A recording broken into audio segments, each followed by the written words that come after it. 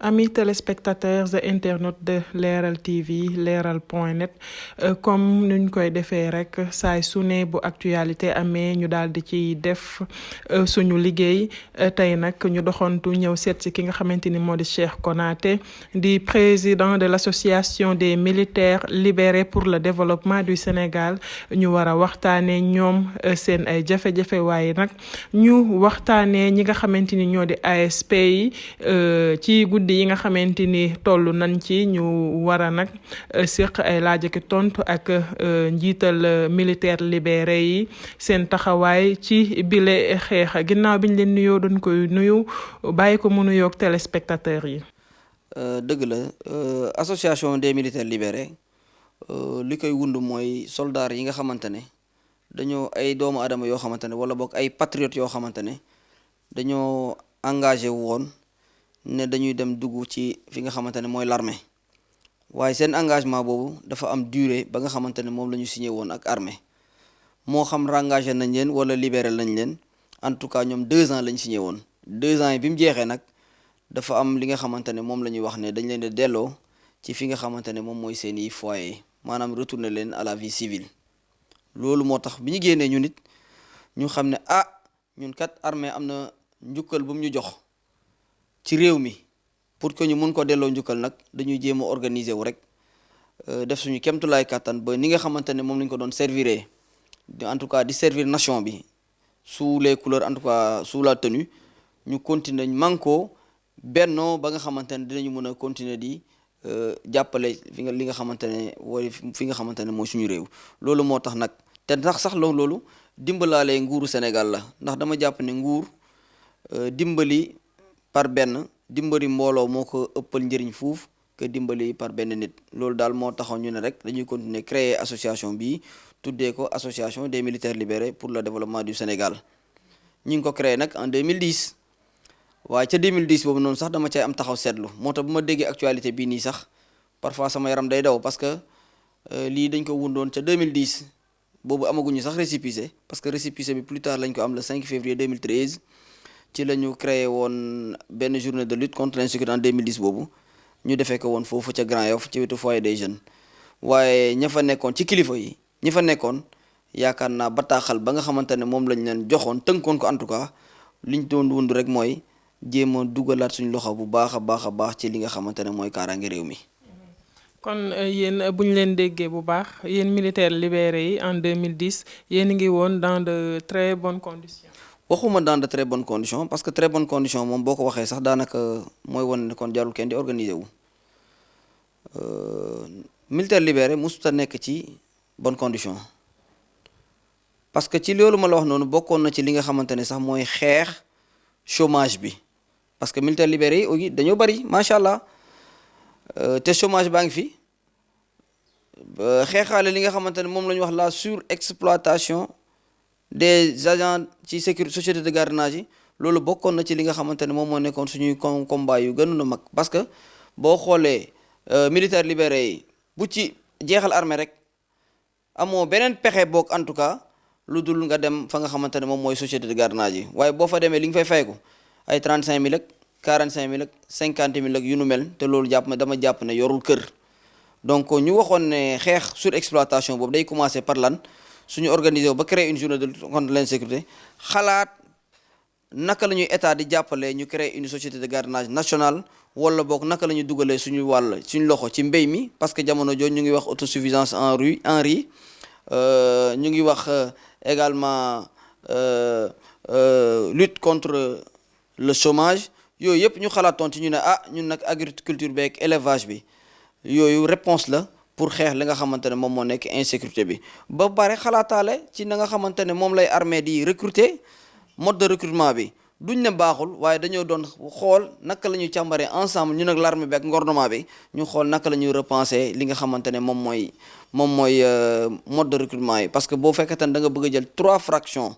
premier contingent deuxième troisième nga bëgg leen yóbbu armée ñu mu toll ak presque 1000 wala 900 et quelques exemple nga libérer 600 yëpp ñu dellu seen kër loolu bu fekkee ne da nga wax ne da ngay xeex chômage wala boog da ngay dëgëral kaaraange loolu moom da ngay wax rek dafa des ci lu bare des lu bare nag lenn rek moo ko mën a saafara mooy pencoo waxtaan parce que damay faral di wax ne volonté moom fonction la bu régulatrice waaye nag dafa moins variable que suñuy sentiment ndax volonté bu ko nit amee mën na cee réussir ci lépp volonté bi ñuy wax noonu bu ñu ko xoolee ci CAN 2021 bii ni nga xamante ne noonu la Sénégal réussir exploit bi volonté lañ ci def ba pare bennoo am unité dans le cœur de tous les sénégalais bu gis sa morom yéene la nga am coupe bi loolu noonu bu fekkee dañ koo def ci fépp ci secteur yëpp je pense que pour problème am waxuma du am parce que daanu daju suuf waxuma problème du am waaye nag lu ci bare yaakaar naa saafara mooy ëpp solo li nga xamante ne moom mooy problème yi. d'accord ci say kàddu ma dégg la nga ni contrat la bu leen lié woon ak état bi ci diirub 2 ans tey yéen militaire libéré seen contrat jeex na donc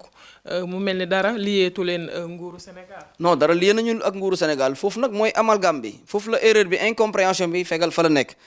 tey ñi nga xamante ne dañu nekk ay militaire libéré ñooñu ay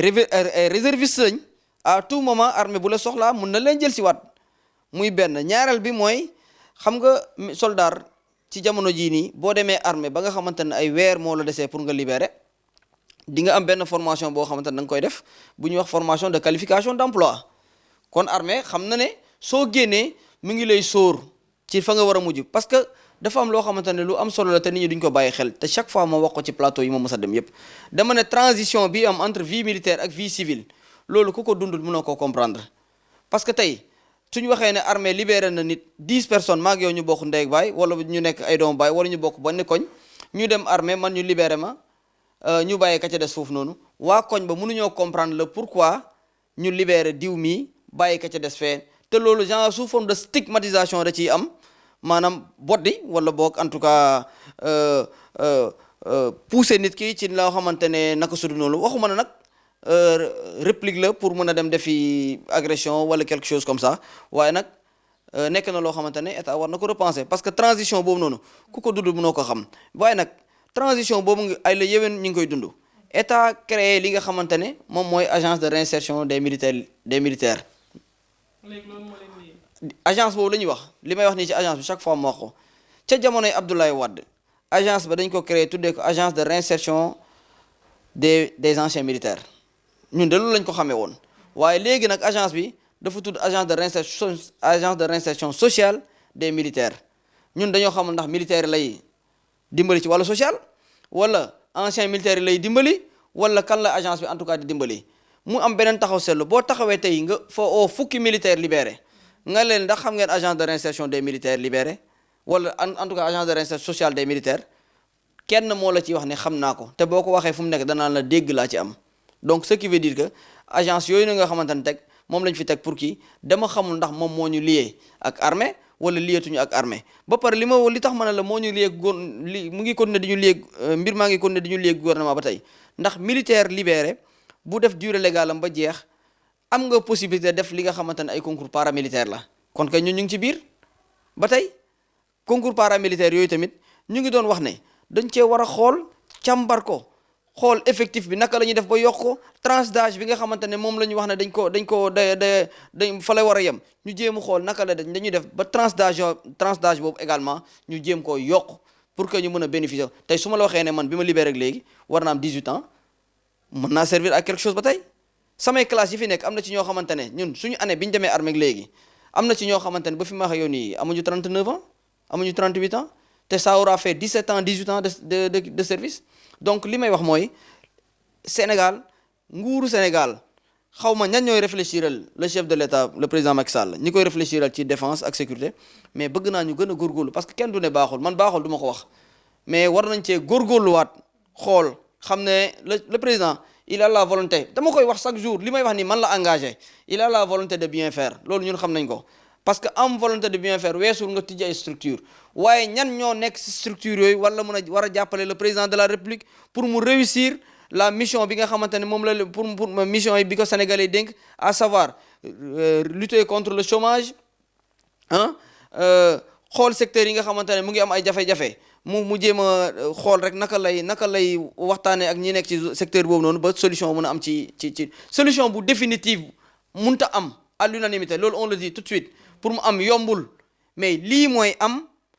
mu ñu faj ko mu féete côté ñu nekkaat ci di jéem a bay bayal lijjanti ba lépp ba lu bëri mën a sotteandoor. tey mënuma toog ak yow en tant que militaire libéré te duma waxtaan ak yow ci kaaw MFDC gis nañ ni donte bàyyi nañ ñi nga xamante ni ñoom la ñu jàppoon mais à chaque fois ñu yëngu-yëngal ñu négocier ñu gisaat ni bàyyi nañ mais problème bi ça fait des années mën naa ne sax jiitu na sama judd comme ni ñu koy waxee tey pour yow lan moo waral ñoom waa MFDC à chaque fois rek problème yi di continuer ndax dafa amul solution yu ñu war a teg wala. waaw man li may wax déjà ci loolu may leen ma tuuti ma jaal incliné wu ci mémoire soldat si nga xamante ne dañoo daanu ci théâtre d'opération di saluer responsabilité wu état du Sénégal ci dossier bi parce que dossier bi lu ne lañ ciy dégg ay Sénégal dafa sàggane ay doom soldaaram ñu ngi def léegi lii en réalité mbirum armée dafa nekk loo xamante da nga koy wasaare di ko teg sur la place publique di ko waxee noo xamante ne waroo ko waxee gis nga détermination ak pertinence su état du Sénégal ci situation bi nii dafa nekk loo xamante ne lu jar a saluer la en tout cas man dama koy saluer bu baax a baax pour preuve man mi nga xamante ne man maay le président des militaires libérés dama ne woon am na yenn vidéo yoo xamante ne day circuler képp ku ma gis nga nekk membre de l'association des militaires libérés du Sénégal ma gis la nga continuer di véhiculer vidéo yooyu noonu dañu lay retirer très rapidement ci groupe bi sanction yi nga xamante ne moom la suñu règlement intérieur wax sanction yooyu day dal ta kaw. mooy yenn vidéo.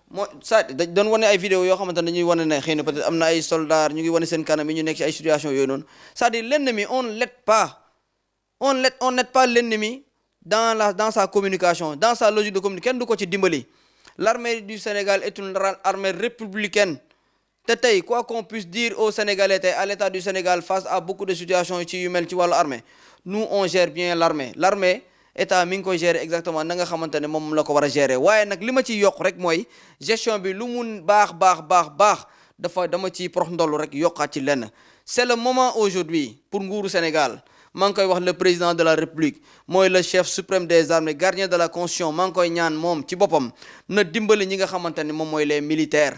les forces de défense et de sécurité ci frontières yi gendarme yeeg yu nu mel da leen war a dimbali mais ñooñu tey ils n'ont pas la possibilité que les enseignants ont ils n'ont pas la possibilité que les médecins ont ils n'ont pas la possibilité que beaucoup d'autres secteurs ont mais tey c'est parce que c'est la grande muette verte mais nekk grande muette verte n'empêche pas que ces gens-là c'est des citoyens comme nous qui sont chargés effectivement d'assurer la sécurité donc ñooñu war nañoo revaloriser waat gën a taxawaat ci seen i mbir gën leen a jàppale ci payor bi ñu xool naka la ñuy gën a yokkee seen i payor police bu fekkee ne avancement bi dafa yéex ñu jéem a xool ba naka la ñuy accélérer affaire yi ba avancement bi gën a gaaw tey loolu situation Casamance tey li may wax tey Casamance état du Sénégal moo war a organiser ay assises yoo xamante ne c'est des assises économiques xalaat ci naka lay réfléchir ci situation Casamance mi ngi ci mais da cee war a gën a góorgóorlu parce que dañoo jàpp ne dafa yéex parce que 30 ans quand même dafa bëri 30 ans pour une guerre boo xamante ne guerre la pour guerre doo xam sax soubassement wala finalité guerre bi lan la alors que tey au sein de dans la Casamance est une partie entière du Sénégal kenn mënut a génnee Casamance ci biir Sénégal man mi di wax ak yow nii Konaté la sant waa Carrefour Diaromé la Carrefour région de Casamance la bokk di donc li may wax rek mooy autre chose mooy la tey quand on prend l'exemple de l'équipe nationale du Sénégal encore une fois que j'aime véritablement prendre en exemple parce que ils ont fait un exploit tey Sadio Mané qui a lancé un message à Salif Sadio mais Sadio Mané c'est un Sénégalais c'est une fierté sénégalaise tey Sadio Mané boobu fan la dëkk mais Bambey la dëkk Casamance la dëkk donc tey gisuma ban raison moo war a mën a tax ba ñu mën a beddi Casamance ci biir Sénégal mais état na ci gën a góorgóorlu ba nga xamante ne Casamance étiquette bi nga xamante ne moom lañ ko mus a jox d'une région d'une localité où il fait très bon à vivre ñu góorgóorlu ci ba loolu noonu am ni muy demee man en termes de responsabilité ñu fa war a responsabilité pour la solution de la définitive de cette paix ñu jox leen mbir mi ñi nga taux de chômage bu fa am ñu jéem a xool naka la ñuy def ba réduire ko wala ñu xeex carrément li nga xamante ne mooy solution te Casamance bokk na ci secteur boo xamante ne par la même occasion damay profité di féliciter wala encore la DER fii laa koy waxee parce que des militaires libérés m'ont appelé c'est des militaires libérés qui habitent dans la Casamance DER a financé des milliards te loolu su ko DER continuer di ko def ci militaires libérés yi yaakaar naa taux de chômage bi ci militaires libérés léegi mu jeex je ne fais pas de la publicité. loolu laa la bëggoon ndax man waxuma la publicité sax mais on dirait que vous faites de la politique. waa xam nga man ku ma wax ne damay def de la politique dama naan la waaw ay yow damay def politique dama koy def faire de la politique bu fekkente ne moom mooy xoolee bon point nga wax ko bu fekkente ne point yi am na ci foo xamante ne dafa sooxe nga ne fii dafa sooxe nañ jéem a xool nañ ko la ñuy améliorer bu dee loolu mooy politique damay def la politique damay def politique bu baax dans le cadre de nos tournées man ba tey dajew maag le président Macky Sall mais pourtant l'opposition maa ngi daje ak ñoom di waxtaan ak ñoom par rapport à la situation des ASP par rapport à la situation des militaires libérés waaw loolu tam politique la damay continuer di ko def bu fekkente ne loolu mooy politique damay continuer di def politique. d'accord Aïcha da nga wax situation ASP ñu gis ni yow en tant que président de l'association des militaires libérés nga sóobu itamit ci situation bi nga xam ne moom la ASP di dund ban jàngat bi désolation laa ci am mooy li may wax sànq rek su ma waxee le président a la volonté de bien faire mais démembrement yi nga xamante ne moom la président teg démembrement yooyu dafa bëri ay défection dafa bëri ay failles parce que li ma mënta comprendre aujourd'hui li ma mënta comprendre ba mënuma ko comprendre mooy yow naka nga mun a naka lañ la mun a dénkee structure boo xamante ne parce que tey problème ASP yi dama bëgg muy leer ci bopp nit ñi Sénégalais laa jël à témoin il faut que ñu xam benn affaire moi je ne peux pas être président de l'association des militaires libérés des militaires libérés sont convertis en ASP ñu nekk ci biir ASP yi ñu nekk ci ay situation yoo xamante ne ñoom situation yi si c'était des gendarmes si c'était des policiers si c'était des militaires du ma ci addu parce que c'est pas des gens yoo xamante ne seen statut xam nañ ndax statut militaire la wala police la wala gendarme wala moo tax ma addu ci ñooñu bu ñu nekkee situation damay jóg de force ou de gré parce que moom ma sama bopp c'est eux qui ont eu confiance en moi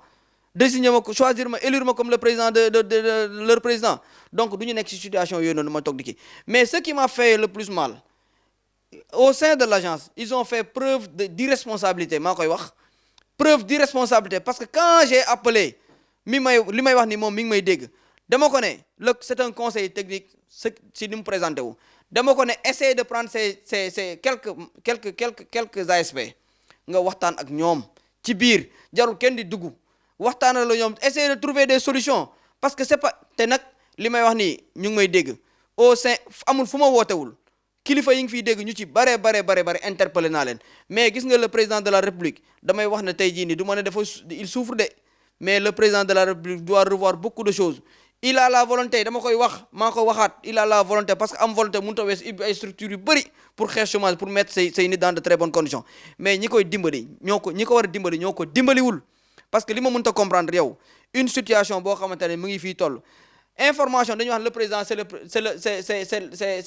c'est l'homme le plus informé du pays ma ne leen c'est l'homme le plus informé du pays de waaye est-ce que la bonne information ñu ngi ko jox c'est ça le problème il est informé kenn werantewu ko mais est-ce que ñu ngi ko jox la bonne information c'est ça c'est là où se trouve la grande question l'autre chose mooy man la démarche des ASP am na lu ma ciy fichu am na ci loo xamante ne neexuma ci te ñoom wax naa leen ko nee naa leen quand vous voulez défendre une cause défendez cette cause ne laissez pas à d'autres gens l'occasion de se faire des noms wala ñuy jël affaire bi approprié wu ko non ça y a pas besoin de nekk fii di làqal moi je dis man biñ ma waxtaanee ñoom rencontre ma war rencontre ñoom quand ils m'ont parlé de siège de Frappe France dama ne du ma ñëw ci ay siège Frappe France parce que lii ça ne concerne pas ay siège Frappe France lii ça concerne les ASP ça concerne les militaires libérés donc moi je viens en tant que président de l'association des militaires libérés lu ma ca góobee gar ko mais quand il s'agit de ay xool ay nit ñoo xamante ne activiste la ñu wooyee seen bopp mais lii c'est contradictoire c'est deux choses différentes lii c'est une chose boo xamante ne les ASP ñoom je suis avec eux et je resterai avec eux. mais ñi nga xamante ni ñoo di waa Frappe France Guy Marius nekk ca bopp ba ñoom yàgg nañu di sóobu ci xeex yu ne mel. mais xeex yu ñu mës a sóobu yëpp ban xeex nga ci gis ñu génn ci victoire yëpp attiser le feu lañ gën a mën ça je vous le dis et ça me concerne ça me regarde moi. Il attise le feu. Moi-même, j'ai marché avec ces ASP, malgré que amuloon autorisation, mais j'étais obligé de le faire. Parce que quand même, man le fonctionnement moo baaxul parce que moi j'ai pris mon téléphone j'ai appelé la direction des ASP j'ai appelé le ministère de l'Intérieur du ma wax ka la fa woo xam na. kon yow bu ñu la déggee yow yaa bëggoon porter combat bi sans pour autant ñu boole ci activiste yi. c'est pas mon combat à moi. mais da nga ko bëggoon porter. non je ne porte pas man du ma xeexu jàmbur mais lii sama xeex la man sama xeex la tey soo ma waxee loo xam ci armée man la waaw soo ma waxee loo xam ci waxu sécurité man la am na lu ma ci xam mais demande à Guy Marius Sagna qu'est-ce qu'il sait de la sécurité mais rien du tout Guy Marius en réalité c'est-à-dire ça la présence des activistes day détourner sax en réalité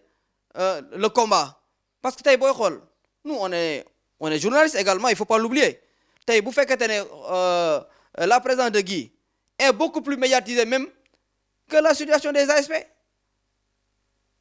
elle est beaucoup plus médiatisée. Est-ce que du ñoom loolu la ñu bëggoon statut wu Guy Marius Sagna yóbbu information bi. En réalité c'est pas ça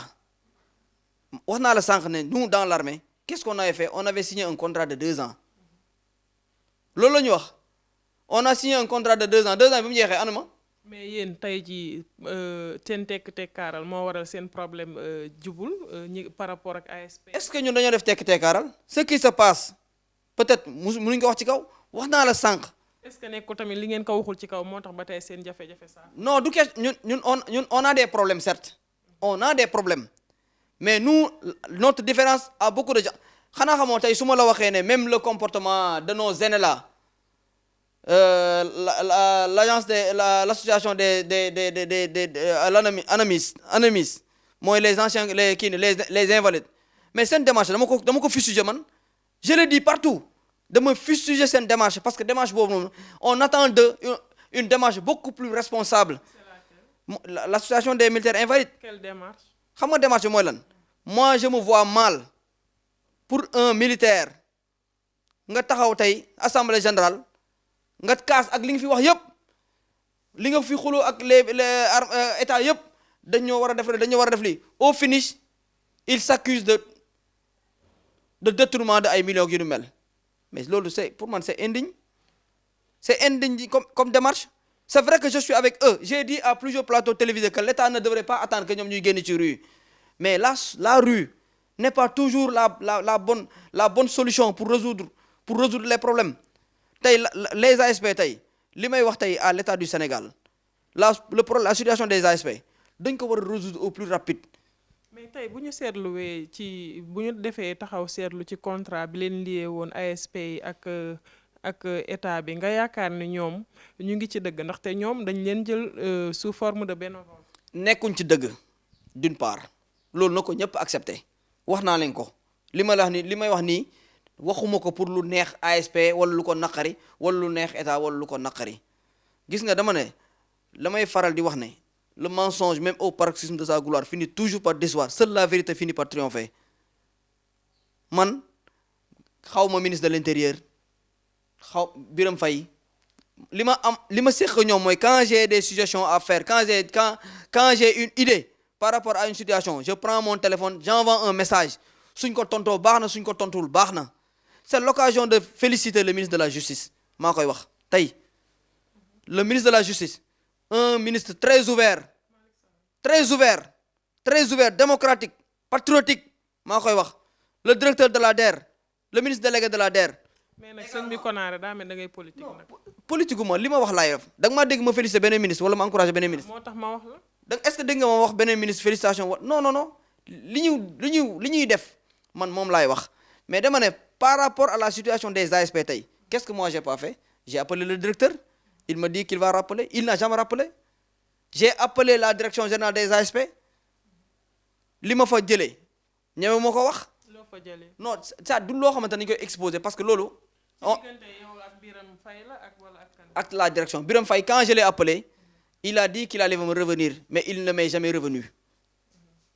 donc moo tax ma ne la irresponsabilité bi nga xamante ne moom lañ def preuve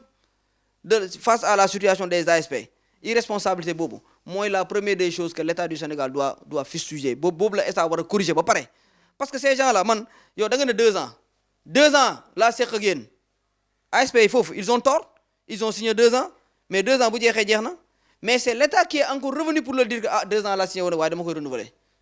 mais am na ci ñoo xamante ne su fekkee da nga wax ne dañoo wax ñii 2 ans libéré nañ leen dem nañ seen yoon ñooñu amatuñ droit génn gi wax mais am na ci ñoo xamante ne depuis bi ñu créé agence bi ba tey ñu ngi foofu noonu te dañ leen di renouveler mais li ma leen doon wax aussi man wax naa leen ko te moom laa leen di waxaat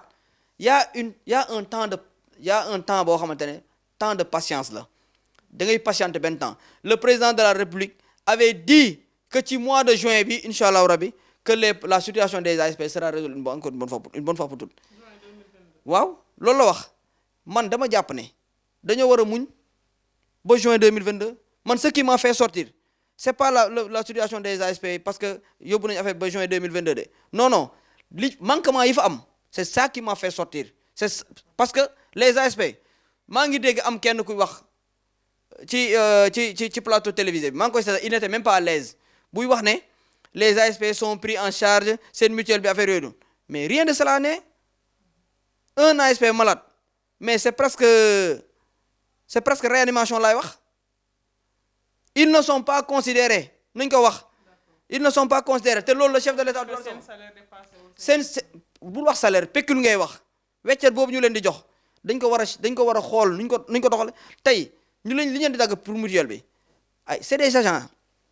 yoo xamante ils sont à la disposition de l'État lan moo tere mutuelle boobu noonu ñu jël ko dugal leen ci mutuelle des agents de l'État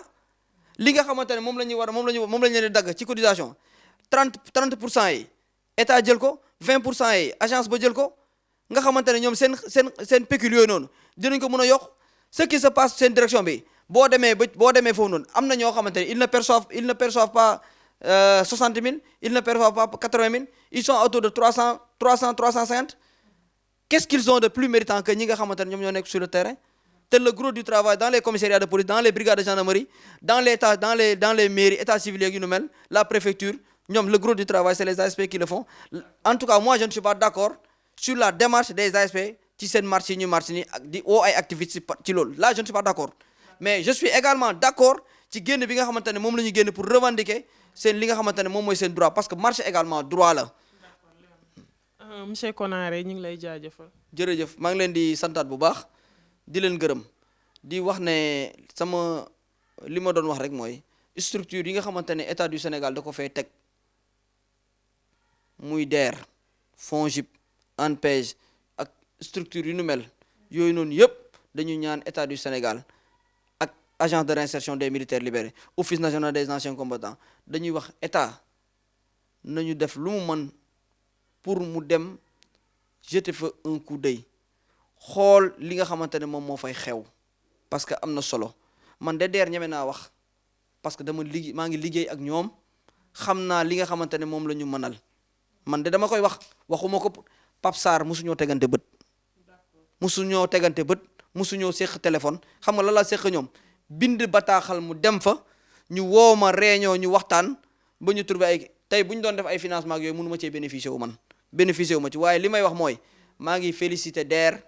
di leen encourager waaye nañu gën a góorgóorlu parce que nag féliciter leen taxul affaire bi doyul militaire libéré ñun on est nombreux macha allah nañu gën a góorgóorlu si ñun ci élevage bi ci agriculture bi ci maraîchage bi ak yu nu mel parce que tey dans le cadre de nos tournées sax laay wax tey dem nañ fi Kaffrine dem nañ fi ay Kolda dem nañ fi à Saint-Louis Diama uniquement pour xool la situation des militaires libérés Kaolack fan yi li ñu fa jógee donc li may wax mooy état du Sénégal na bàyyi waat xel ci li nga xamante ne moom mooy ay doomam par rapport ak situation boobu te mu na gën a revaloriser parce que tey otage yi ñu jàppoon nii c'est un exemple boo xamante ne ku mu doy exemple du la doy exemple wala tey coono yi nga xamante ne ak tey la sacrifice yi nga nit yi soldats yi di sacrifier wu pour kaaraange seen réew donc ñooñu dañu leen war a gën a jàppale gën a revaloriser seen statut loolu tam dafa nekk loo xam dafa am solo parce que balaa nga ne militaire libéré da nga naan militaire ba pare donc ci loolu moo nekkoon message bi. ñoo ko déggandoo mu ngi noonu moom Cheikh Konaté indi na ay leeral ci li nga xamante ni moom moo nekk actualité jamono ji ci situation wu ASP yi nga xam ni dañu doon amal doxub ñaxtu bañ rek ñu daal di leen radier moom nag la muy sàkku moo di ki nga xamante ni moo di njiit li di Birame Faye mu daal di delluwaat ginnaaw ci décision yi nga xamante ni moom la jël ñu xool rek naka la ñuy def ba ñoŋalaat seen diggante. waaye nag ba tey moom Konaté muy sàkku rek ñu daal di xoolaat statut yi nga xamante ni moom la ñuy recruter ak it peyoor gi bu baax a baax. jërë ngeen jëf ci teewlu bi di leen jox dig daje ci beneen sujet bu ñu war a waxtaane ak beneen invité.